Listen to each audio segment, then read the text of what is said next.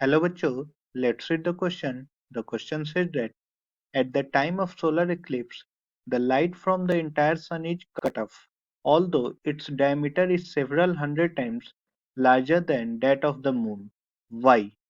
So, we will solve this question. First of all, we will see what will be the key concept used in the question. The key concept used in the question will be both sun and moon subtends almost equal angles at our eyes. ठीक है, तो अब हम देखेंगे कि solar Eclipse के time होता क्या है। Solar Eclipse, so what happens during solar Eclipse. देखिए, मान लीजिए ये हमारा ह्यूमन आई है, ठीक है, और ये हमारा सन है, ठीक है। तो ये हम लोग इसको कैसे देख पाते हैं, ये हमारे ह्यूमन आई पे कुछ ऐसा एंगल सबटेंड करता है, ठीक है।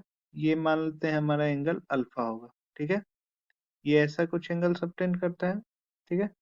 अब सोलर इक्लिप्स के टाइम पे क्या होता है, इसके बीच में मून आ जाता है, हमारे आई और सन के बीच में मून आ जाता है, और मून का डायमीटर मान लीजिए ये इतना बड़ा है। और हम प्रैक्टिकल सिचुएशन में जानते हैं कि both sun and almost equal angle subtend करता है हमारे ह्यूमन आई पे।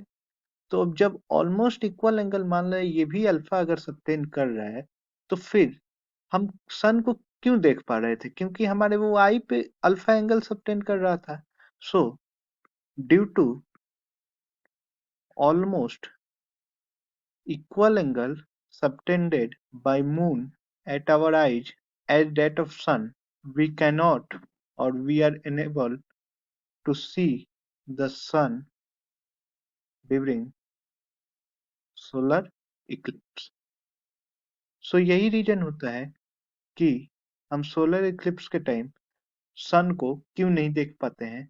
डिस्पाइट मून का जो डायमीटर है वो बहुत छोटा होता है, लेकिन मून का डायमीटर छोटा होता है बट वो हमारे आई से पास में है, इसलिए वो सेम एंगल सबटेंड करता है, almost same, not exactly same.